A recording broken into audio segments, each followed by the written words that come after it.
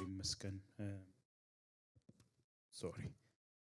ያገለገላችሁ ሁላችሁ እግዚአብሔር አምላክ ይባርካችሁ ከጧት ጀምሮ ዩዬ በጸሎት በሚዲያ ክፍል በመስተንግዶ በዝማሬ ሙዚቃ መሳሪያ በመጫወት በጸሎት ሁላችሁ እግዚአብሔር አምላክ ይባርካችሁ ጌታ ቢፈቀድ ብንኖር ጌታ ደግሞ ተመልሶ ካልመጣ ዛሬና የዛሬ ሳምንት ፓስተር ኤሉ እንዳለው አንድ ክፍል እናያለን ከብሉይ ኪዳን ያለ መጽሐፍ ነው የምናየው 12 ምዕራፎች አሉት በ12 ምዕራፎችን በሁለት ሳምንት ያው መጨረስ እንደማልችል ታውቃላችሁ ግን ዋና ዋና ሐሳቦችን እናይና ምናልባት ጠቃሚ የምላቸውን የተወሰኑ ፕሪንሲፕሎች አውጥተን እናያለን የብሉይ ኪዳን ላይ የመክብብን መጽሐፍ እናወጣለን ምዕራፍ 2ን ጊዜ ልስጣችሁ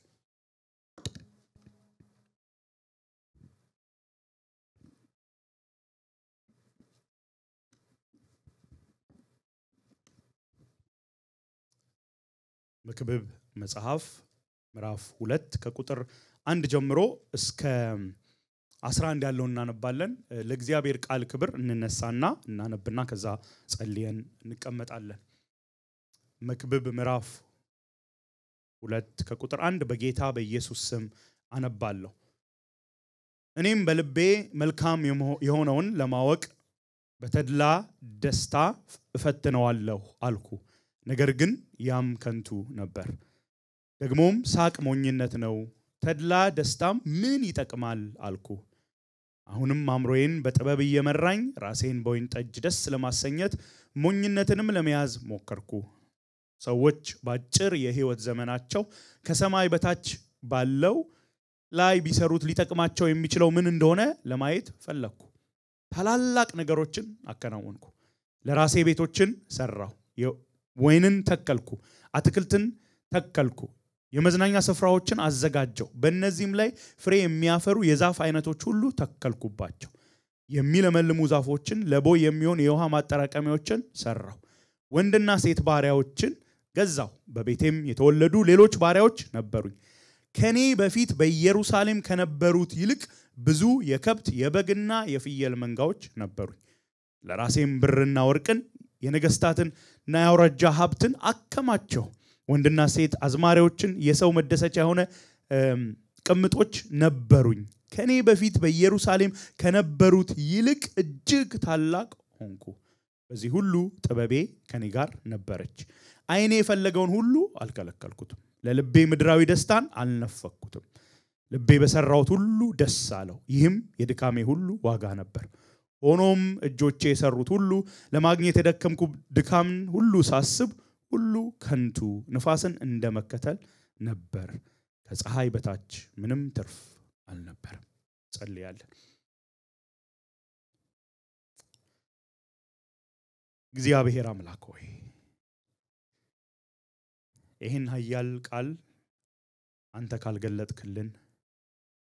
አንተ ካላስተማርከን አንተ ካላስረዳህን በከንቱ ነው ምንደክመው እባክህ ቅዱስ በሆነው ሕያው በሆነው በውስጣችን ተትረፍርፎ በፈሰሰው በቅዱስ መንፈስህ ይሄንን ቃል ግለጥልን እግዚአብሔር ሆይ እባክህ ይሄ ቃል ካንተ ከአፍ ካንደበትህ የወጣ ቃል ነው በፍጹም ቸልተኛ አንሆንም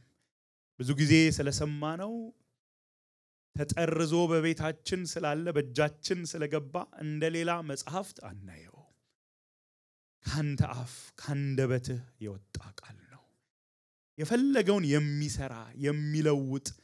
ከምንም በላይ አንተን የሚገልጥልን ያንን አውቀን ደግሞ እንዴት መኖር እንዳለብን የሚያስተምረን ቃል ነው እባክህ ጌታ መንፈስ ቅዱስ ሆይ አግዘኝ ባንተ አምናለሁ ጌታ መንፈስ ቅዱስ ሆይ ደካማን ትጠቀማለህ ብዬ አምናለሁ እባክህ ጌታ ሆይ ላንተ ክብር ለሕዝብህ ጥቅም ስትል ተናገረን እባክህ እንስማ ምላሽ በእምነት በመታዘዝ እንስጥ ሐሳባችንን ሊበታትን እግዚአብሔር ሆይ በተለያየ መንገድ በሚገባንም በማይገባንም መንገድ የሚዋጋ ያንተ ቃል መሰበክ መሰማትን የማይወድ ክፉ አይሳካለት ያንተ ክንድ በዚህ ጉባኤ ይገለጥ ስምህን ጠርተናል ጌታ ኢየሱስ እናምናለን ተናገራለህ ተለውጠናል ክብር ላንተ ይሁን በኢየሱስ ስም ጸልየን አሜን ጌታ ይባርካችሁ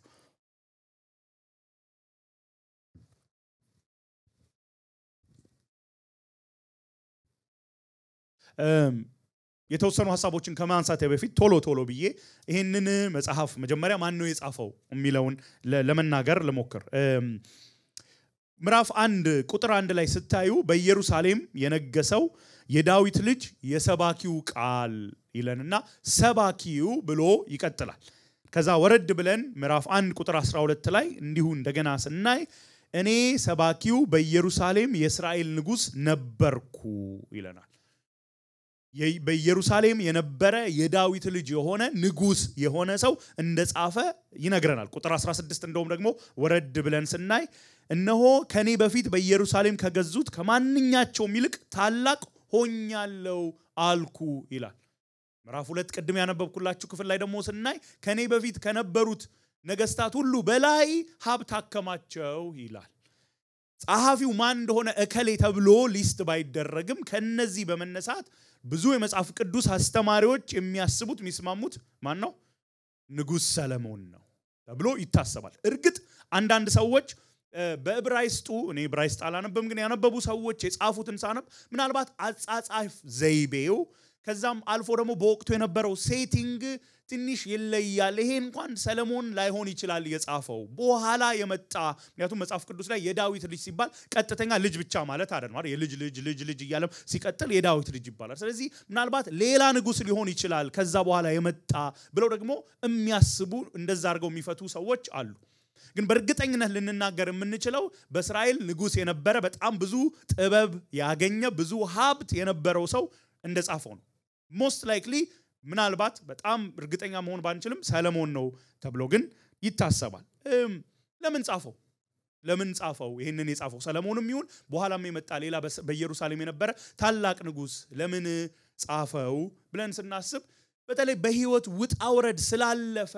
ከፍታንም ዝቅታንም ስላየ የህይወትን ውጣውረድ ከፍታ ዝቅታ ለማስተማር ነው የጻፈው ክፍሉን በደንብ ስንመለከተው ያንን እናያለን ዛሬም የዛሬ ሳምንትን በመናየው እንረዳለን በህይወት ካየው ከተማረው ለሚቀጥለው ትውልድ ሊያስተላልፍ የጻፈ ሰው ከዛም አልፎ ምናልባትም ደግሞ ለአህዛብ ነገስታት ስለ ያህዌ ስለ እስራኤል ቅዱስ ስለ እስራኤል አምላክ ለማስተማር የተጻፈ ነው ስለዚህ የሰው ልጅ እንዴት ነው በኖር ያለበት ኑሮ ምን ይመስላል በጣም ሪያሊስቲክ የሆነ አመለካከት ነው ያለው በጣም እርግጠኛ ነኝ ብዙዎቻችን አንበበነው እናቃለና ድንግጥ ያረጋናል አይደል መጀመሪያ ስናርበው ይሄ ነገር መጽሐፍ ቅዱስ ላይ ያለ በጣም በቃ ይሄ ሳይሸፋፍን ነው ነገሮችን የሚመለከተው የሚያየውና በደንብ በግልጽ ያንን የህይወትን ውጣውረድ ሊያስተምረን የተጻፈ መጽሐፍ ነው ሰለሞን ከሆነ የጻፈው ምናልባት በህይወቱ ማገባደጃ አካባቢ በንስሐ ከተመለሰ በኋላ ሳይሆን አይቀርም ተብሎ ይታሰባል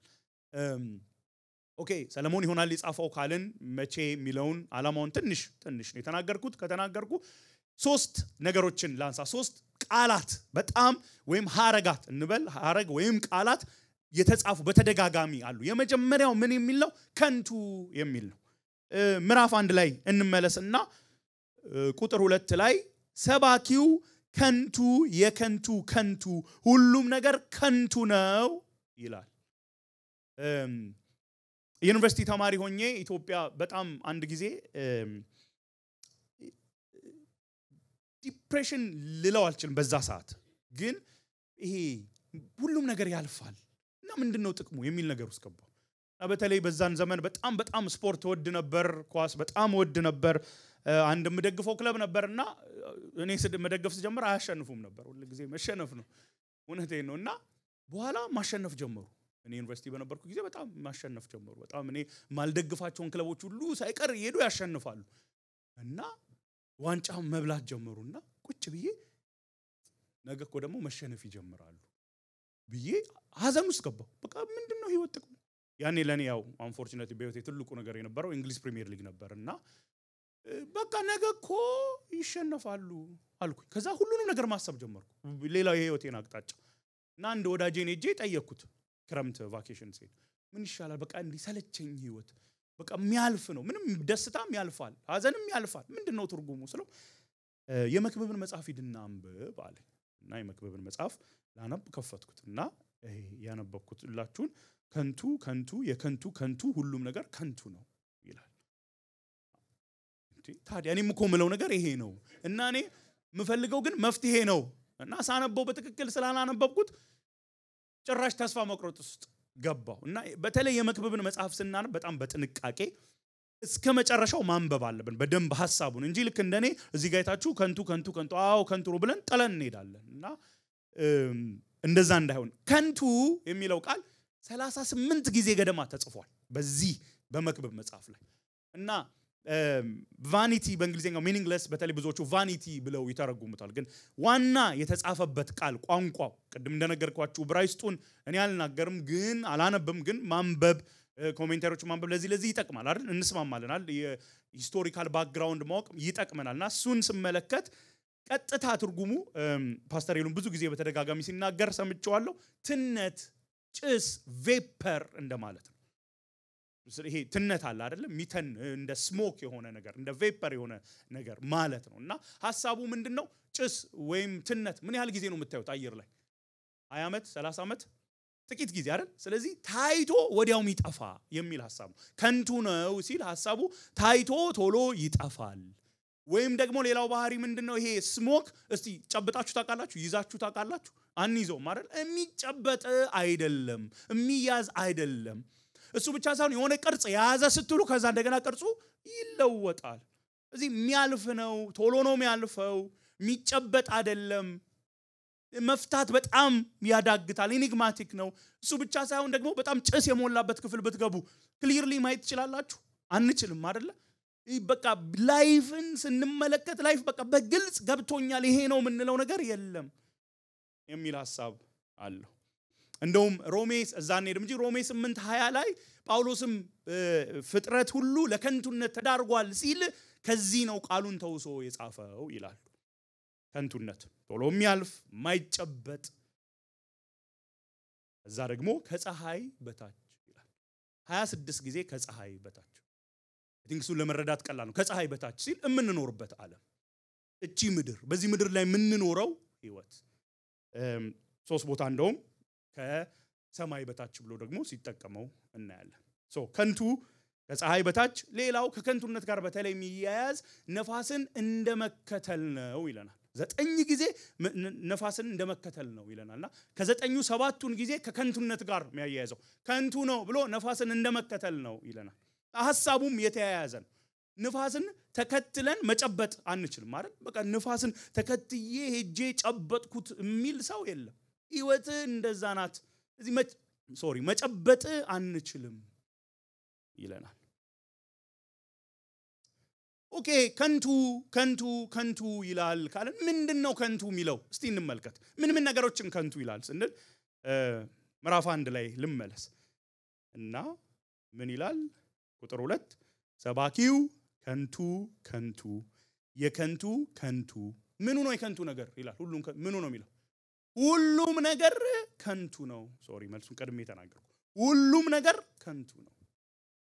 እና ሁሉም ነገር ከንቱ ነው ሲል ግነት እንዳልሆነ ላሳያችሁ ወደ 10 ቢያንስ የሚያነሳቸው ነገሮች እንዴ አንደኛ ከቁጥር 4 እስከ 11 አናነበውም ከጊዜው አንፃር ግን የሚያነሳው ነገር አለ ለምሳሌ ትውልድ ከንቱ ነው ትውልድ ይሄዳል እውነት እኮ ነው እኛ የመጀመሪያ ትውልድ እንዳልሆነን ታውቃላችሁ አይደል ከኛ በፊት በጣም ብዙ ትውልዶች ነበሩ የሆነ ጊዜ እኮ የዛሬ 100 ዓመት እዚህ አካባቢ አልነበርንም አንዳችን አይደል የዛሬ 100 ዓመት አልነበርንም የዛሬ 100 ዓመትም እዚህ አንኖርም አንዳችን እንቀበላለን አይደል ትውልድ ይመጣል ትውልድ ይሄዳል ፀሐይ ትወጣለች ከዛ ተመልሳ ትገባለች ይላል ነፋስ በቃ ከደቡብ ይጀምራል ከዛስ ወደ ሰሜን ይሄዳል ወንዞች ሄደው ወደ ባህር ይገባሉ ከዛ እንደገና ተመልሰው ወደ ባህር ይገባሉ ይቀጥላል ታሪክ ራሱ አዲስ ነገር የለም ይላል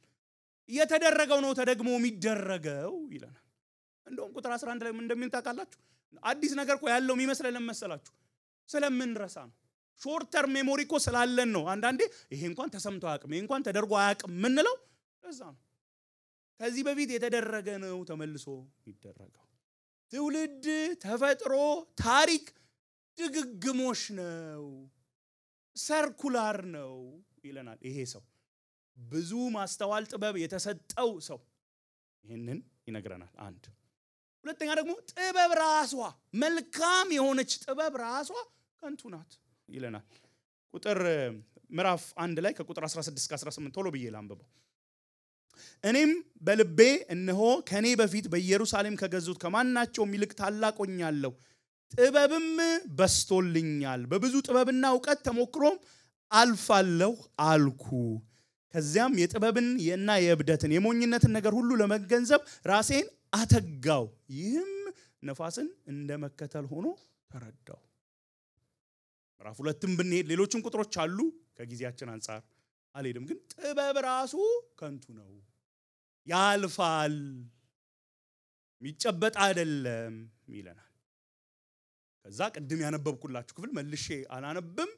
ይናገራቸው ነገሮች አሉ ተድላ ፕሌዠር ራሱ ከንቱ ነው አለ በቃ ልደሰት አይደል ምፈልገውን ነገር አደረኩ ይላል በቃ ፈልጌ ያላደረኩት ነገር የለም በቃ አይኔ አይቶት አምሮት የከለከልኩት ነገር የለም እኛ ቆን ብዙ የሚይዘን ነገር አለ አይደል ክርስትናውን እንተውና ኃጢያት ያልሆነ መልካም የሆነ ነገር ፈልገን ገንዘብ ብዙ እኮ ምን ፈልገው ነገር አለ ገንዘብ አሁን ቀዝቀዝ ሲል ሃዋይ መሄድ ወይም ወደ ሳውዝ አሜሪካ መሄድ አውስትራሊያ መሄድ ኒውዚላንድ መሄድ ማይፈልግ ብል እጃታ ነሱ ማለት እንፈልጋለን ብንችል ወይ ገንዘብ ወይ ጊዜ ወይ ጤና የሆነ ብቻ የቤተሰብ ሁኔታ ይከለክለናል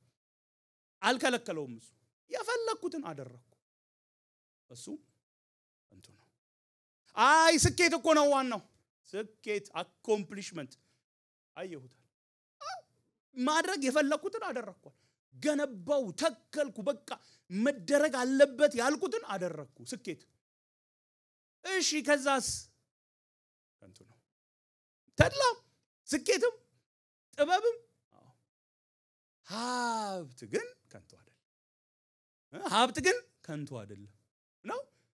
ከንቱ ነው ይለናል እንደውም በጣም የሚያስገርመኝ ክፍል ላንብብላችሁ ምዕራፍ 5 ላይ ከዚህ ጋር የተያዘ ስለ ሀብት የሚናገረው ቀድም ጧት ጸሎት ላይ ይሁን ነው ቁሳበድ ስለመሆን እየጸለይሽ ነበር እንሁን ብላ ሳይሆን በቃ በዛ ዘመን ማን በዚህ ዘመን እንደዛ ሆነናል በሚልና ምዕራፍ 5 ቁጥር 10 ላይ እንደዚህ ይላል ገንዘብን የሚወድ ገንዘብ አይበቃውም ብልጽግናም የሚወድ በትርፉ አይረካም ይህም ከንቱ ነው በራሱ ገንዘብ አያረካም ይለንና ቁጥር 11 ላይ ደግሞ ሀብት በበዛ ቁጥር ተጠቃሚው ይበዛል በአይኑ ብቻ ከማየት በቀር ታዲያ ለባለቤቱ ምን ይጠቅመዋል ሐሳቡ ገብቷችኋል ሀብታችሁ በበዛ ቁጥር ኮንሱም የሚያረጋው ይበዛል እና ለእናንተ ትርፉ ምንድነው መጥቶ ሰው ሁሉ ሀብታችሁን ሲበላ ማየት ነው ሚሊዮን ነው በጣም አይገርም እኔ ለዛ ነው ይሄ ክፍል እንዴ ይላል አንዳንዴ 12ን እዩ ጥቂት ይሁን ብዙ ቢበላ የሰራተኛ እንቅልፍ ጣፋጭ ነው የሀብታም ሰው ብልጽግና ግን እንቅልፍን ይነሳዋል ጭንቀት ሀብታም ነው መተኛ ታቀቶታል ያኛው ሰራተኛ ነው በጉልበቱ ይሰራል ከዛስ ጣፋጭ እንቅልፍ ይተኛል እስ በጣም ሀብታም ነው ከዛስ አይተኛም ከፀሐይ በታች የሚያሳዘን ክፉ ነገር አየው ምን አየህ ይህም ለባለቤቱ ጉዳት የተከማቸ ሀብት ወይም በአንድ መጥፎ አጋጣሚ የጠፋ ብልጽግና ነው ልጅም ሲወልድም ለርሱም የሚያስቀርለት ምንም ነገር አይኖርም በራሱ አያረካም ብሎን ሌላው መጥቶ ይበላዋል ብሎን እንቅልፍ ይነሳናል ብሎ ደግሞ ሀብት ይጠፋል አንዳንዴ ምድር ላይ እንዳለ እዚህ ጋር እንደሚለን ልጅ ወለደ ግን ምን ሀብቱ ጠፋ ቁጥር 15 ሰው ከእናቱ ማፀን ራቁቱን ይወለዳል እንደመጣም እንዲሁ ይመለሳል ከለፋበት ነገር አንድም እንኳን በእጁ ይዞ ሊሄድ አይችልም እሺ በመድር ላይ አልጠፋም ሀብቱ አልጠፋበትም በህይወት ዘመን ሁሉ ኖረው ለልጁ አወረሰ እንደው እሺ እንቅልፍ አልነሳውም እንበል እሺ ሰው መጥቶ ሲበላ ምንም አልከፋውም እንበል ግን ጥሎት ይሄዳል እዚህ ጋር ኤክሴፕሽን የለም ጥሎት ይሄዳል ሁሉ ራቁቱን ነው የመጣው ምንም ሀብት የለውም በዚህ ምድር ላይ ሀብትን አከማቸ ጥሩ ነው ከዛስ በቃ ጥሎት ሄደ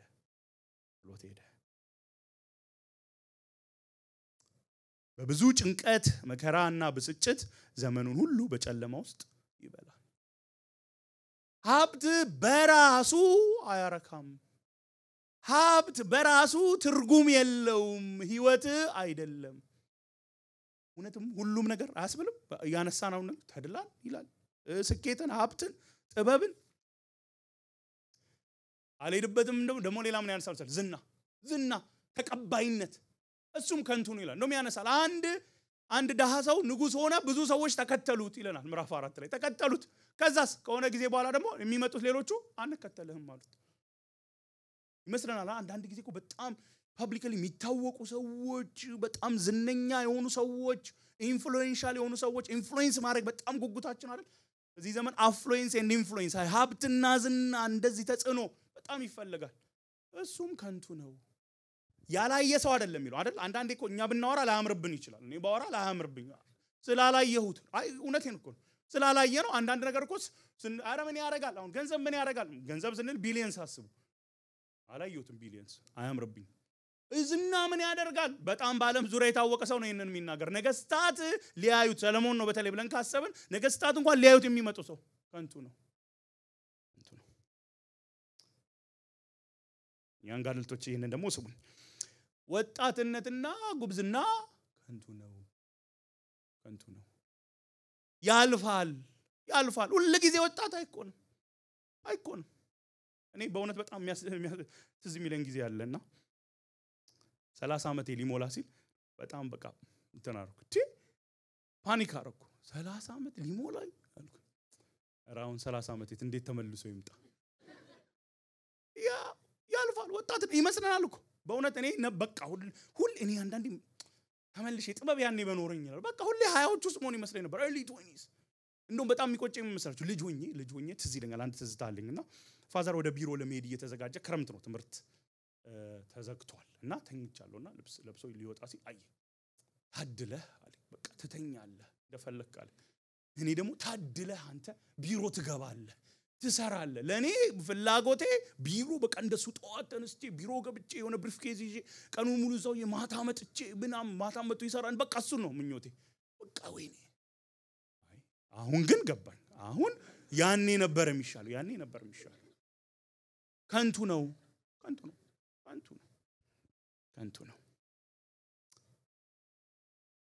ህይወት ብዙ ችግሮችም አለባት ይለናል። ቀጥታው ሁሉ ውስጥ ማልገባ ከጊዜ አንፃር ፍትህ የለም ህይወት ላይ ይላል። ለጻድቁ ክፉ ሊሆንበት የሚገባው ይሆንበታል ይላል። ክፉ ላይ ደግሞ ጻድቁ ሊያገኘው የሚገባው ያገኘዋል ይላል። እነሆም ባለስልጣናት ነገስታቶች ክፉዎች ናቸው፣ ፍትህን ያጓድላሉ ይለናል። ፍትህ የለም። ስለ ብቸኝነት ያወራናል። እንደውም ያነሳል። አንድ ሀብታም ሰው ነው፣ ወንድም የለውም፣ ልጆች የሉትም፣ ሀብት ብቻ ነው ያለው። ብቸኝነት፣ ዓለም ላይ ብቸኝነት አለ። ምዕራፍ 9 ላይ ግን ያለውን አንሳ። ምዕራፍ 9 ከቁጥር 11 ጀምሮ ሌላም ነገር ከፀሐይ በታች አየው፣ ሩጫ ለፈጣኖች ውጊያም ለኃያላን አይደለም፣ እንጀራ ለጥበበኞች ወይም ባለጠግነት ለብልሆች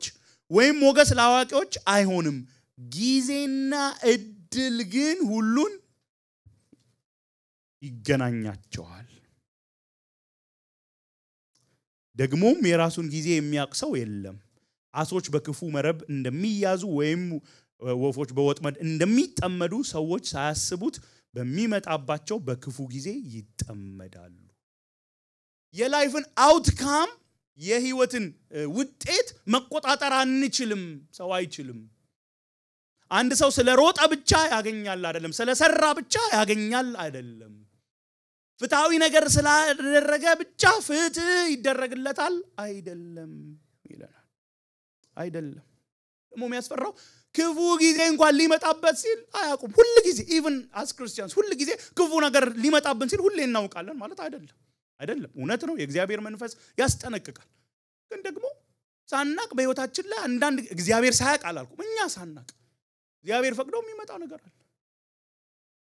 ህይወትን በቃ እኔ እቆጣጠራለሁ የሚል ሰው የለም። በቃ በቃ ይሄንን እቅድ ማውጣት መልካም ነው እቅድ እናወጣለን እግዚአብሔር በረዳን መጠን በጥበብ እንሄዳለን ግን አውትካሙን ግን ሁሌኛ አንቆጣጠርም እኛ አይደለንማ ሉዓላዊ we are not in charge by the way ጭንቀት እኮ ይሄ ነው ጭንቀታችን ከምን እንደሚመጣ ታውቃላችሁ እኛ መቆጣጠር እንፈልጋለን ግን መቆጣጠር ስለማንችል ትግል ውስጥ እንገባለን እንጨነቃለን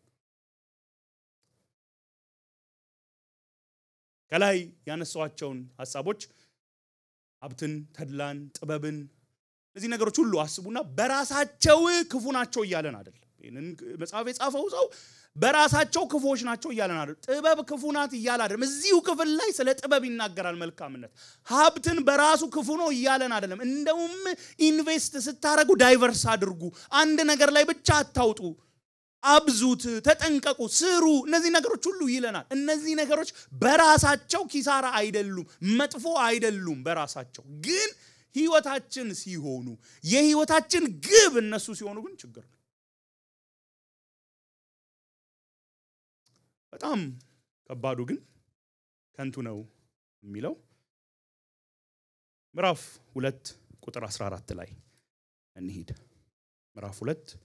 ቁጥር 14 ላይ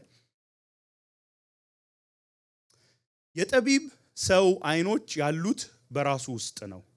ሞኝ ግን በጨለማ ውስጥ ይራመዳል ሆኖም የሁለቱም እድል ፈንታ አንድ መሆኑን ተገንዝቤያለሁ ከዚያም በልቤ የሞኙ እድል ፈንታ በኔም ላይ ይደርሳል ታዲያ ጠቢብ መሆኑ ትርፉ ምንድነው አልኩ በልቤም ደግሞ ይህም ደግሞ ከንቱ ነው አልኩ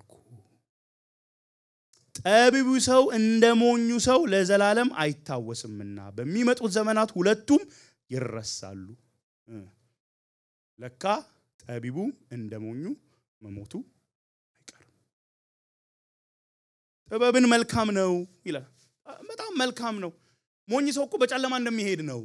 ሞኝ ሰው በጨለማ እንደሚሄድ ነው ጠቢብ ግን በራሱ በዚህ ራሱ ላይ አይን እንዳለ እንደሚያይ ነው በጣም መልካም ነው ግን ሁለቱም ጠቢቡ ደግሞ ሞኙ ይሞታል ሪያሊስቲክ ነው ሉክ አላልኳችሁ እኮ ደስ የሚያስብል አይደለም አሁን ከናንተ መካከል አሜን ያለ ይል አይደል አሜን የሚያስብል ነገር አይደለም ደስ ብሎትም አይደለም ከንቱ ነው አለ በቃ ጠቢብ መሆን ጥሩ ነው ጠቢብ ሆንኩኝ ከዛስ ያኛውስ ሞኝ መሆን መጥፎ ነው ሞኝ ሆነ ከዛስ ሁለቱንም ግን ተመሳሳይ ነገር ያጋጥማቸዋል ምን ሞት አረ ደግሞ ዙሩን ያከረዋል ምዕራፍ 3 ቁጥር 18 ላይ ሄዱ ምዕራፍ 3 ቁጥር 18 እንዲህም ብዬ አሰብኩ ሰዎች እንደ እንስሳት መሆናቸውን ያዩ ዘንድ እግዚአብሔር ይፈትናቸዋል የሰው እድል ፈንታ እንደ እንስሳት ነው ሁለቱም ዕጣ ፈንታቸው አንድ ነው አንዱ እንደሚሞት ሌላውም እንዲሁ ይሞታል ሁሉም አንድ አይነት እስትንፋስ አላቸው ሰው ከእንስሳ ብልጫ የለውም ሁሉም ከንቱ ነው ቅድም ጠቢቡ እንደሞኝ ነው እንዴት ይሞታል አረ ብለን ሳንጨርስ አረ እንደው ማለት ሰው እንደ እንስሳ ነው ደግሞ ሰውና እንስሳ ምን አገናኝ ሁለቱም ይሞታል ምዕራፍ 9 ይሄን ሐሳብ በጣም ኤንፈሳይዝ ላድርገው ክፍሉም ስለሚያደርግ ምዕራፍ 9 ቁጥር 2 ጻድቃንና ኃጢያን ደጎችና ክፉዎች ንጹሃንና ርኩሳን መስዋዕት የሚያቀርቡና የማያቀርቡ የሁሉም የመጨረሻ ዕጣ ፈንታ አንድ ነው ለደጉ ሰው እንደሆነው ሁሉ ለኃጢያተኛውም እንዲሁ ነው ለሚምሉት እንደሆነ ሁሉ መሐላን ለሚፈሩትም እንዲሁ ነው ከፀሐይ በታች በሁሉም ላይ የሚሆነው ክፋት ይህ ነው የሁሉም የመጨረሻ ዕጣ ፈንታ አንድ ነው ወደዚህ ላምጣው ዛሬ ቸርች የመጣችሁ ቅዱሳን ዛሬ የዘመራችሁ የሰበኩት የዘመርን የጸለይን ደግሞ ውጭ ሆኖ እግዚአብሔር የለም የሚል ተመሳሳይ ዕጣ ፈንታ አለ እንሞታለን ስለዘመርን ሞት አይቀርም መስሎን ከሆነ ተሳስተናል እኔ ስለሰበኩ ሞት አይቀርልኝ እዚህ ቁጭ ብለን የእግዚአብሔርን ቃል በኃይል ስለሰማን በኃይል ስለጸለይን ጌታን ስላከበር ነው በቅድስና ስለኖርን ሞት አይቀርልንም ሰው በአመጹ እንደፈለገ ስለኖረ ሞት አይቀርለት በጣም ዘመናችንን ለእግዚአብሔር ሰጥተን ስለኖርን ሞት አይቀርልን ዘመናችንን ሙሉ በእግዚአብሔር ላይ ስላመጽን ሞት አይቀርልን እንደውም ምዕራፍ 8 ቁጥር 8 ሰው ነፋስን መቆጣጠር አይችልም በእለተ ሞቱም ላይ ስልጣን ያለው ማንም የለም የመጨረሻ የመሞቻ ቀናችን ላይ እግዚአብሔር ያለው ቀን የመጨረሻ ሲደርስ አይ በቃ አንተ አትሞትም በዚህ ምድር ላይ የፈለከውን ያህል ኑር አንባል አዎ የስኪያስ ታሪክ አለ እድሜ ጸልዮ ተጨምሮለታል ግን እኮ እሱም ተመልሶ የሆነ ቀን ሞቷል አላዛርን ተመልከቱት አላዛር ከሞት ተነስቷል አይደል ተነስቷል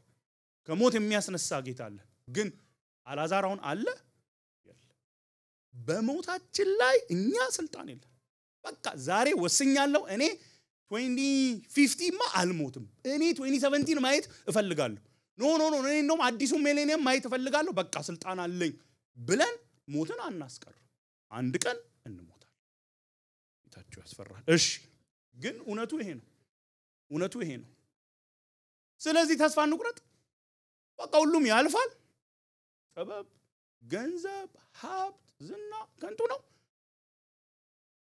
በቃ መሞታችን አይቀርም በቃ አሁን እንደዚህ ብተዋችሁ በቃ ጌታ ይባርካችሁ እንጸልይ ብል እርግጠኛ ነኝ ፓስተር ይሉም መጥቶ ቢጸልይ እውነት እርግጠኛ ሆንኩት ትንሽ ኤዲት አድርገን ነው የምትጸልይው አይደል ትንሽ አድርጎ እውነቴን ነው ከዛ ግን ጌታ የሆነ ነገር አለበለዚያ የዛሬ ሳምንት ችግር ነው ደሞ እሱ ነው የሚሰብከው ተብላችኋል አትመጡ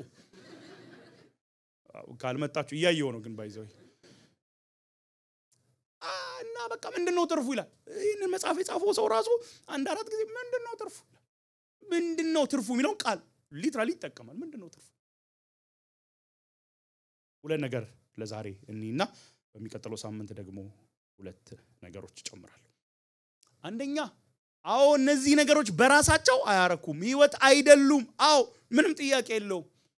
አዎ እንሞታለን ምንም ጥያቄ የለው ይሄንን መጽሐፍ የጻፈው ሰው ሞቷል ሰለሞን ከሆነ በ931 ቢሲ ሞቷል ሌላም ከዛ በኋላ የመጣ ንጉስ ከሆነ ሞቷል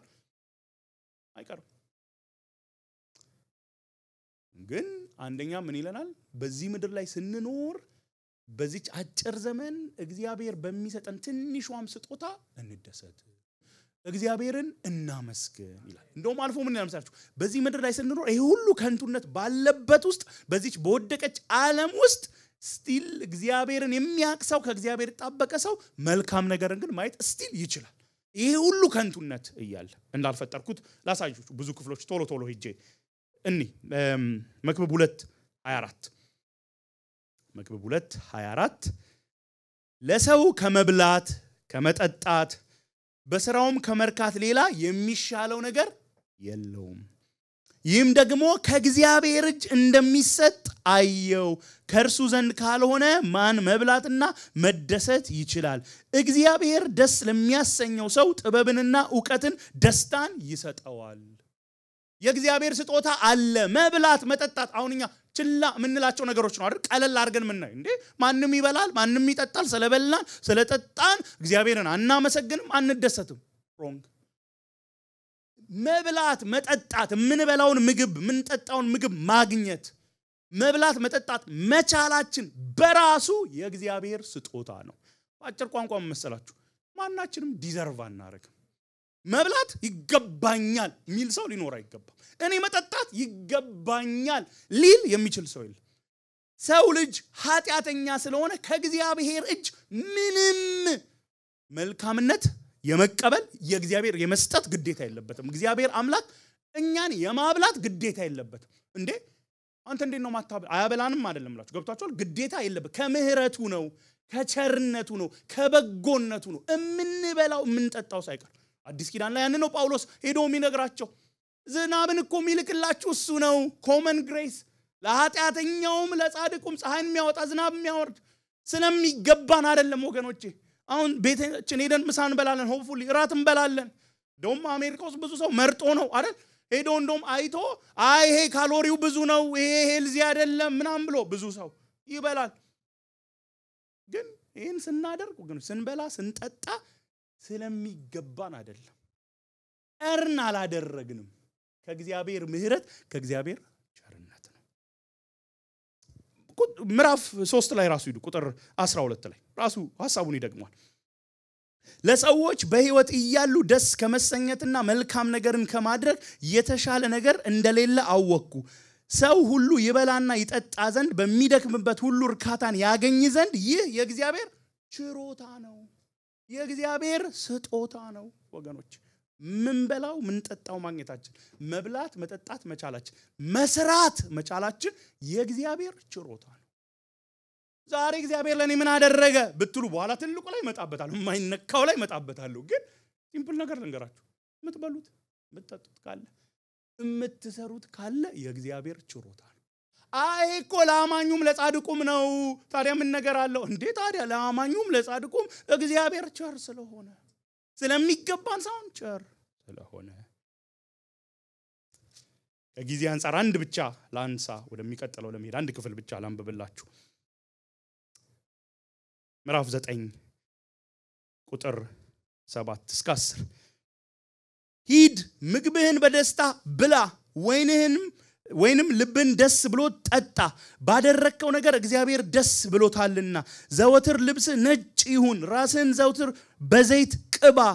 እግዚአብሔር ከፀሐይ በታች በሰጠ በዚህ ትርጉም የለሽ የህይወት ዘመን ሁሉ ከንቱ በሆኑት ቀኖች ሁሉ ከምትወዳት ሚስት ጋር ደስ ይበልህ። በህይወትና ከፀሐይ በታች በመደክምበት ነገር ሁሉ እድል ፈንታ ነውና እጅህ የሚያገኘውን ሥራ ሁሉ በሙሉ ኃይል ስራው። ልትሄድበት ባለው መቃብር ውስጥ መስራትም ሆነ ማቀድ ዕውቀትም ሆነ ጥበብ የለምና። ብላ ጠጣ፣ ልብስህን ነጭ ምንድነው? የደስታ ነው አይደል? ነጭ ዘይት ተቀባ፣ በሚስት ደስ ይበልህ፣ በምትወዳት ሚስት ደስ ይበልህ። ወደዳት ነው አልወዳትም ስለዚህ በሷ ደስ አይለኝም አይደለም፣ አፈታቱ አይደል? ተግባብተናል። እሺ ከዛ ደግሞ እጅ የሚያገኘውን ሥራ ሁሉ በሙሉ ኃይል ስራ፣ በሙሉ ኃይል ስራ። ለምን ስትሞት ስራ የለም። ቅድም ፓስተር ኤሉ ብሏል አይደል? ቢል የለም ብሏል። እና አንዴ አዳር ጸሎት ላይ ማን እንደሆነ አልናገርም ቆይቷል። few years ago የሆነ ሰው ይጸልያል። ጌታ ኢየሱስ የሆነት እዚህ ቸርች የሆነ ነው እና ጌታ ኢየሱስ ይመጣል፣ ጌታችን ይመጣል ያለ እየጸለየ ነው። አሜን እንዴ የሌለበት አላለና መጀመሪያ ራእይ ላይ ተጻፈውን ኮት አረጋና ከዛ ጠዋት መነሳት የሌለበት ስለምንሄድ ጌታ ሆይ እናመሰግናለን አለ። ይሄ ሰው እንግዲህ ጠዋት መነሳት በጣም ተቸግሯል ማለት ነው። ከዛ ባለቤቱ ጠጋ አለችና ምን ነው ስሙን ልጠራ ነበር ተሳስቼ፣ ቢል የሌለበት አትልም ወይ ምን ጠዋት መነሳት ትላለህ አለችው። በቃ የሆነ ጊዜ ስንሞት መስራት የሚባል የለም። ስለዚህ አሁን በቃ ቅድም እንዳልኳችሁ በቃ ሁሉ ከንቱ ነው፣ ሞት ስላለ በቃ ስራ ምናቆም ነው። እንደውም እቺ ህይወት አጭር ናት፣ ጥቂት ናት፣ ትንሽ ናት። ስለዚህ ምን አድርግ? ብላ ጠጣ፣ በሚስት በትዳር በልጅ ተደሰት፣ ስራ፣ ያገኘውን ስራ በሙሉ ልብ ስራ፣ ትጋ ይለናል። ስለዚህ ምን እናድርግ ላልኩት አንደኛ እግዚአብሔር በሰጠን እኛ ትንሽ በመትመስለን በረከት ሁሉ ጌታን እያመሰገንን እየተደሰትን እንኖር። ወገኖች ህይወት አጭር እንደውም ስለሆነች እኮ ነው ደንብ መኖር ያለብን። ረጅም ብትሆን 1000 ዓመት 1 ሚሊዮን ዓመት ቢሆን እንደው ትንሽ ልንለግም ይችላል። ግን ጥቂት ህይወት ስለሆነ የተሰጠችን እግዚአብሔር በዛ ውስጥ በሰጠን ነገር ሁሉ ጌታን እያመሰገንን አይገባንምና እያመሰገን ደስ እየተሰኘን እንኖር። አጠገባችሁ ባለ ነገር እሱ አይሁን የህይወታችሁ ትርጉም፣ ግን ተደሰቱ። እዚህ ጋር እኮ አይደል በትክክል ልበሱ፣ ነጭ ልበሱ ይላል፣ ዘይት ተቀቡ በደንብ ምንም ላይፍን ኢንጆይ እናድርግ። ግን ኢን ዋት ሴንስ ኃጢአት እየሰራን ግን አይደለም። መጣበታለሁ የሚቀጥለው ሰምታ በቃ ኢንጆይ ላይፍ ደግሞ አሁን ደግሞ ወደዛኛው እንዳትሄዱብኝ። ኢንጆይ ላይፍ ተብለናል ደግሞ በቃ እንደፈለግን አይደለም። ግልጽ ነው አይደል? እግዚአብሔርን እየፈራን ለሌሎች እያሰብን ግን በተሰጠን በትንሹ ነገር ጌታን እናመስግን። አንደኛው። ሁለተኛ ግን ከፀሐይ በታች በነገራችን ላይ ሶሪ ስብከቴ ርዕስ አልሰጠው፣ ሚዲያ ክፍሎች ይጨቀጭቁኛል በኋላ። ከፀሐይ በታች ርዕሱ ከፀሐይ በታች እና ከፀሐይ ወዲያ ግን ህይወት አለ ሁለተኛ ይሄንን እናስብ ከፀሐይ በታች ነው አይደል እቺ የምድር ኑሮ ነው አይደል ግን ከፀሐይ ወዲያ ዓለም አለ ከፀሐይ ወዲያ አገር መንግስት ሀብት አለ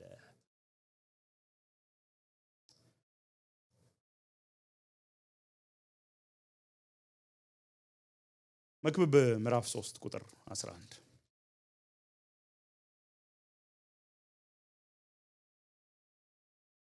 3:11 ሁሉን ነገር በጊዜው ውብ አድርጎ ሰራው በሰዎችም ልብ ዘላለማዊነትን አኖረ እቺን ነው የምፈልገው በሰዎችም ልብ ዘላለማዊነትን አኖረ በማን በሰዎች ሁሉ ልብ ዘላለማዊነትን አኖረ ሌላው አይ ነው ያነበባችሁ ነው ቀጥሎ ያለው እመጣበታለሁ ኔክስት ዊክ የሆነች ትንሽ አይደል አንድ ጥቅስ ብቻ ስትነበብ ቴንደንሲያችን ወደ ላይ በታች ዝቅ ብለን ማንበብ ነው ተገቢ ነው ግን አይዟችሁ ከኮንቴክስት አልወጣም መኑና ስሙኝ በዚህ ምድር ላይ ስንኖር በሰው ውስጥ በልባችን ውስጥ እግዚአብሔር ዘላለማዊነትን ስላስቀመጠ የሰው ልጅ በዚች ምድር ባለች ነገር ብቻ ረክቶ አይኖርም የተፈጠርነው ለዘላለም ህይወት ነው ከዚህ ከፀሐይ ስር ካለችው ህይወት ውስጥ ሊሚትድ ሆነን እንድንቀር አይደለም የተፈጠርነው ከዛ ላለፈ ነገር ስለተፈጠርን በዚች ምድር ላይ ባለች ነገር ብቻ መርካት አንችልም ይሄ ሰው እኮ ይሄንን የጻፈው ሰው እኮ ያልነበረው ነገር እስቲ ምን ነበር እስቲ ንገሩ ምን ሀብት እንደውም ሰለሞን ከሆነ ምን ይላሉ የዛሬ 10 ዓመት ገደማ ያነበብኩት አርቲክል ላይ ብዙ ጊዜ ተናግሬዋለሁ ምናልባት ከደገምኩ ይቅርታ በዛሬ በ2015 ብናስብ የነበረው ሀብት $2 trillion ነው $2 trillion በዛን ጊዜ አይ ቲንክ እነ ዋረን ባፌት ወደ 200 ሚሊዮን ቢሊየን ነው የነበራቸው ስለዚህ 10 ዋረን ባፌቶች ነበር ማለት ነው አስብ በዓለም ላይ በጣም ሀብታም የምትሉት 10ን ነው የሚሰበስበው ማለት ገንዘብ እሱ ጋር ጥያቄ አይደለም ዝና ጥያቄ አይደለም ጥበብ ጥያቄ አይደለም ይነግረናል እኮ ስለ ሁሉ ነገር አጠናው ያላጠናው ነገር እኮ የለም ባዮሎጂ ነው ጂኦግራፊ ነው ሂስትሪ ነው ጥቀሱ ያላጠናው ነገር የለም ይሄን ሁሉ ያየሰው ነው ግን አንድ ነገር ሪኮግናይዝ አደረገ እኛ የተፈጠርነው ላለፈ ነገር ነው ከፀሐይ በታች ተጀምሮ ለሚያልቅ ህይወት አይደለም ከፀሐይ በኋላ አገር አለ ፊልጵስዩስ ምዕራፍ 3 እዛ ላይ ጥቂት ደቂቃ ቆይና እንጨርሳለን እቺን ያህል ደቂቃ ቀርቶኛል ይሄንን እንጠቀማለሁ ማለት ለማቆም እየሞከርኩ ነው ምክንያቱም 5 ደቂቃ ብዬ 15 ደቂቃ እየተናገርኩ ስለተቸገርኩ ምን ያህል ጊዜ እንደሚሆን አልነግራችሁም ግን ፊልጵስዩስ ላይ ምዕራፍ 3 ቁጥር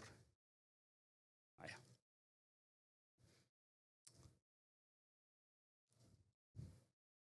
ቁጥር 19ን ላንብበው ለኮንትራስት አያ ላይ እኛ ግን ስለሚያወዳደር መጨረሻቸው ጥፋት ነው ሆዳቸው አምላካቸው ነው ክብራቸው በነውራቸው ነው ልባቸው ያረፈው ምድራዊ ነገር ላይ ነው ስለ መስቀሉ ጠላት እየተናገረ እኛ ግን ኮንትራስት ሀገራችን በሰማይ ነው ከዚያ የሚመጣውን አዳኝ ጌታ ኢየሱስ ክርስቶስን በናፍቆት እንጠባበቃለን እርሱም ሁሉን ለራሱ ባስገዛበት ኃይል ክቡር ስጋውን እንዲመስል የተዋረደውን ስጋችንን ይለውጣል ሀገራችን በሰማይ ነው ሀገራችን ከፀሐይ በታች አይደለም ሀገራችን ሁሉ የሚያልፍበት ሁሉ ከንቱ ነው የተባለበት አገር አይደለም ፍትህ የጎደለበት አገር አይደለም ሀገራችን ጽድቅ የሌለበት ሀገር አይደለም ሀገራችን ሀብት ባክኖ የሚቀርበት አገር አይደለም ሀገራችን እንደውም ዕብራውያን ላይ ምን ይላል እግዚአብሔር አገርን አዘጋጅቶልናል ራሱ እግዚአብሔር አገር አዘጋጅቶልናል የምትበልጥ አገር ይለናል ወገኖቼ የምትበልጥ አገር አለ እዚህ ጋር ቆም ብዬ መናገር ፈልጋለሁ በእውነት እንድትሰሙኝ ፈልጋለሁ እናንተን ሞቅ ለማድረግ አይደለም በፍጹም እውነትን አውቃችሁ እውነቱ ሞቅ ካረጋችሁ ልክ ነው ዝም ብዬ ግን ሞቅ ላረጋችሁ አይደለም የእውነት የእግዚአብሔር ቃል ስለሚል ሁሉ ጊዜ ልናስበው ልንሰማው ስለሚገባ ሀገር አለን ሀገር አላችሁ ሀገር አለኝ ሀገር አለሽ ሀገር አለን አለን ሀገር አለን ምን አይነት ሀገር የሚበልጥ ሀገር ዘላለማዊ ሀገር ቋሚ የሆነ ሀገር አለን ወገኖች በጣም በዚህ ልንደሰት ይገባል ከኛ በላይ ደስተኛ ሊኖር አይገባም በህይወት ልክ ቅድም እንዳልኳችሁ ነው እንደማንኛውም ሰው ከፍታ አለ ዝቅታ አለ ማግኘት አለ ማጣት አለ እንደማንኛውም ሰው አረ እንደማንኛውም ሰው ብቻ አይደለም እንደ እንስሳ ራሱ እንሞታለን ምንም ይሄ የሚሻር አይደለም ግን መመሳሰላችን እዛ ጋር ያበቃል እኛ አገር አለ ዘላለማዊ አገር አለ ሰማያዊ አገር አለ ደሞ ይሄን አገር ለየት የሚያደርገው ምን መሰላችሁ አዎ ወርቅ ነው ይለናል ስትሪቱ አዎ ፐርል ነው በሩ ይለናል አዎ ፀሐይ የሚባል አያስፈልግም ሁሌ ብርሃን ነው ይለናል እውነት ነው አረ አዎ ሞት የለም ሐዘን የለም ለቅሶ የለም እንባችን ለአንዴ ለመጨረሻ ጊዜ ይታበሳል ይለናል እውነት ነው ኃጢአት አይገባም ይለናል ዊክድነስ ኃጢአት አይገባም ይለናል እውነት ነው በእውነት ግን ሀገራችንን ምን ልዩ እንደሚያረክ ታውቃላችሁ ያለው ማን ነው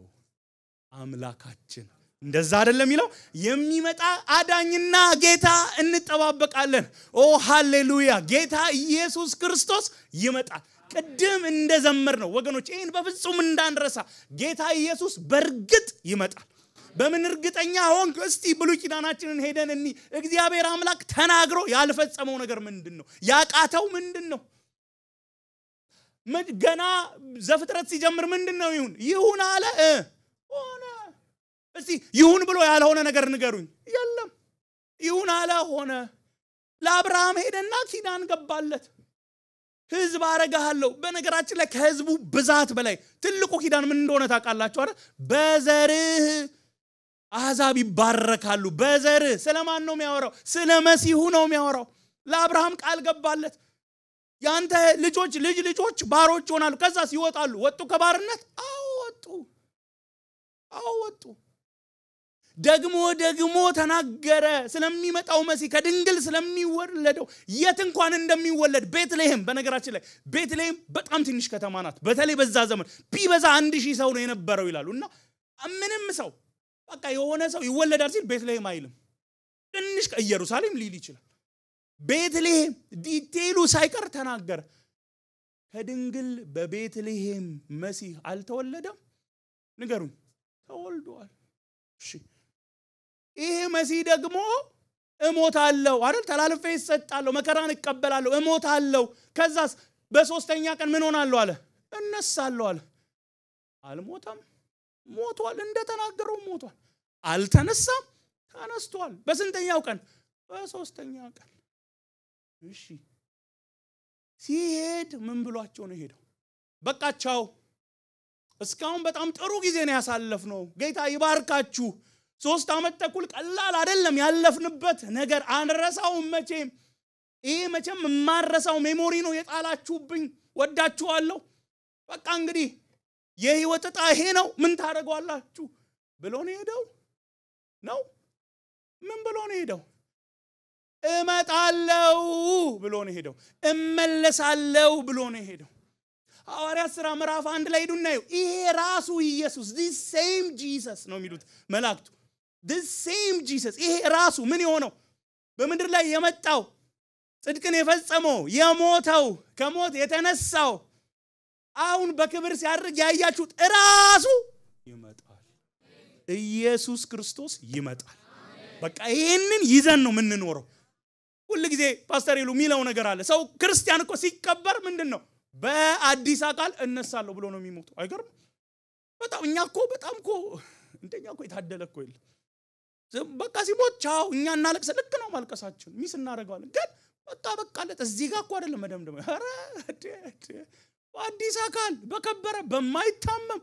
ኃጢአት በማይሰራ አካል እነሳለሁ ብሎ እኮ ነው የሚሞተው እኛ እኮ ነን ሞኞቹ እዚህ የቀረነው በቃ አፈር አርግን በቃ እዚህ ሰው ነገር መጨረሻ ይሄ ሆነ አረ ትልቅ ስጣት የስጣት ትምርት መጨረሻው አይደለም በከበረ አካል ይነሳል በከበረ አካል ላይታመም ላይሞት ላይሰቃይ ይነሳል ወገኖች እንነሳለን በእውነት ላጽናናችሁ ይቅርብ ሰው ያጣችሁ ሰዎች አላችሁ በተለይ በጌታው ነው ያጣችሁ ይነሳል አማኝ ይነሳል በከበረ አካል ኢን ግሎሪ ታሞ ያኔ ታሞ የሞቱበት በሽታ አለ አይደል እሱን ይዘው አይደለም የሚነሱት በዛ በሽታ መልሰው ሊታመሙ አይደለም የሚነሱት በእንደ ያኔ ሲሰቃዩ አይታችኋቸዋል እንደገና ሊሰቃዩ በፍጹም በክብር ልንናገረው በማንችለው አካል ይነሳል ወገኖቼ እኛኮ የማይበላሽ የተሻለ ሀብት ያለን ለዕብራውያን ጻፊኮ እንደዛ እኮ ነው የሚላችሁ እናንተ ንብረታችሁ ተወሰዳል እና ንብረታችሁ ሲወሰድ ጌታ ሆይ ለምን ጣልከኝ አላችሁ አይደል ተደሰታችሁ ያው ተደሰታችሁ እንኳን ተወሰደ አይደለም ኢምፕሊኬሽኑ ግን ምን ይላል የተሻለ ቋሚ ሀብት በሰማይ እንዳላችሁ ስላወቃችሁ ተደሰታችሁ ወገኖች አስባችኋል ሰው ቤቱ ስንል ይሄ ሁለተኛ ቤቱ አይደለም ሶስተኛ ቤቱ ምናምን እኮ አይደለም በቃ ይሄ ስለተወሰደብኝ ኪራይ ያለ ችግር የለም አሁን ገቨርንመንት ቢወስድብኝ በቃ ባንክራፕት ሆኜ ቢወሰድ በቃ አፓርትመንት ተከራይቼ ኖራለሁ አይነትም እኮ አይደለም የዛኔ ያልቆ ድሎት አይደለም የሚኖሩበት የሚያጡ ሆምለስ እኮ ነው የሚሆኑት ሰዎቹ ግን ምን ያውቃሉ አይ ይሄን መንግስት ሊወስድ ይችላል ኔሮ ሊወስድ ይችላል የሮም ንጉስ ሊወስድ ይችላል በእኛ ዘመን ካመጣም ብዙ ነገር ሊኖር ይችላል አስፈራራችሁ አይደለም እንደዛ አትውሰዱት ግን እሱስ ቢሆን በሰማይ የማይጠፋ ቤት የማይበላሽ ምንም ረስት የማይነካው ቤት አለን ሀብት አለን መንግስት አለን እኛኮ ጌታ ኢየሱስ ጋር ለዘላለም የምንኖር ሰዎች ነን እኛኮ ቀላል ሰዎች አይደለን እንደዚህ እንተያይ እኮ ነው ቀላል ይመስል ነው እርስ በርስ እኮ በቃ ስለምንተዋወቅ ራሳችንን ቀላል እናካብድ አይደለም ገብቷችሁ ግን እኛኮ ከጌታ ጋር ዘላለም ልንኖር የተጠራን እኛኮ ነው በቃ እኔማ አለቀልኝ እኔማ እኮ ምስኪን እኔማ እንትና እኮ ዛሬ የደረሱ በቃ የሚነዱት መኪና የሚኖሩበት ቤት የወለዷቸው ልጆች ብዛት በሱም ደግሞ አንረካም የልጆቻቸው ግሬድ ወይም የልጆቻቸው ትዳር የሆነ ነገር እናነሳለን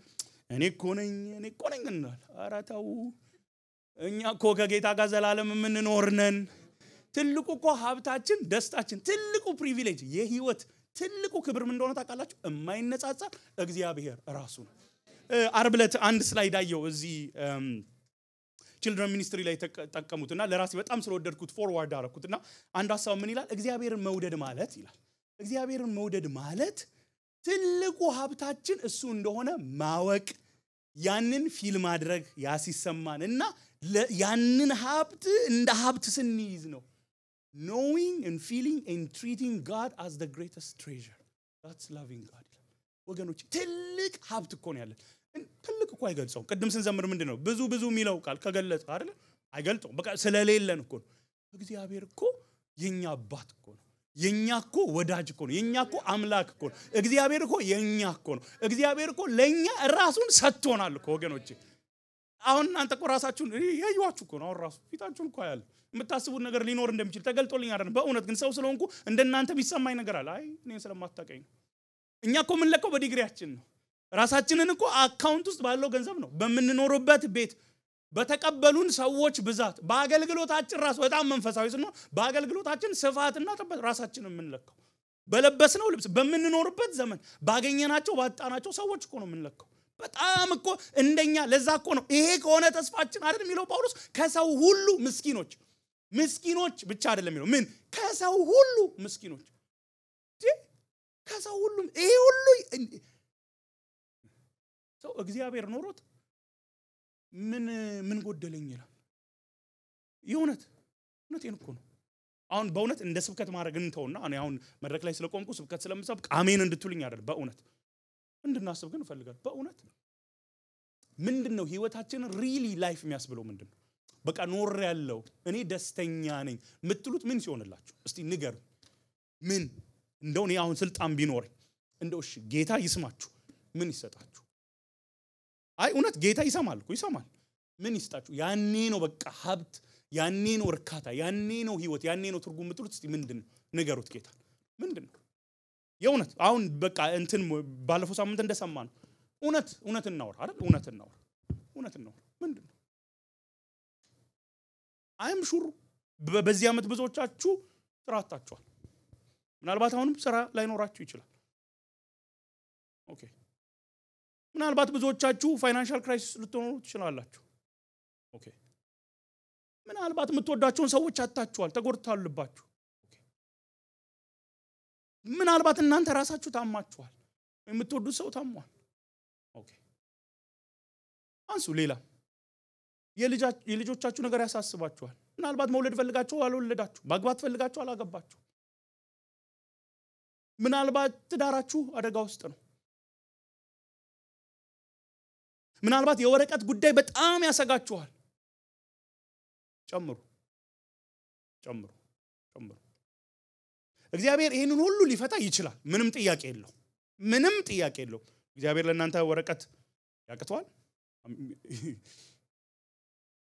ሰማይን ምድርን የፈጠረ አምላክ ከኔ ጋር ኑሩ ያለ ካስፈለገ አሜሪካ እናንተ ማኖር ያቅተዋል እግዚአብሔር አምላክ በቃ ዋይት ሃውስ ሴኔት ኮንግረስ ወስኗል ምን አረጋለሁ ይላል እያያችሁ ይላል ገቨርንመንት ሸትዳውን አጋጥሟል ይላል እግዚአብሔር ለእናንተ የምትኖሩበትን ቤት የምትሰሩትን ስራ መስጠት ያቅተዋል አያቅተው ምንም እግዚአብሔር አምላክ ሁሉንም ባንዴ ያውም ከፈለገ ዛሬ በዛሬ ዝቹ ሳትወጡ መመለስ ይችላል እኔ ምንም ጥያቄ የለኝ እግዚአብሔር አቅም ላይ በፍጹም እቺን ታክል ጥርጣሬ እንዳይኖራችሁ ሰማይን ምድርን የፈጠረ አምላክ ነው ሰማይን ምድርን ሲፈጥር ብዙ ጥሮ ብዙ ተማክሮ ብዙ አስቦ ብዙ ሞክሮ አይደለም ሁናለው ሆነ በጣም ምናልባት ዘፍጥረት አንድ ላይ ስለተጻፈ እኮ ሊሆን ይችላል የሚቀለን ሁሉ ስለምናቀር የሌለን ወደ መኖር ያመጣ አምላክ የሚያቀተው ነገር የለም እሺ ይሄ ሁሉ ያላችሁት ተሰጣችሁ በዛስ ምን እንደሚል ታውቃላችሁ መክብብ መጽሐፍ ምን ሚል ይመስላችኋል ንገሩኝ ቃሉን ከንቱ ነው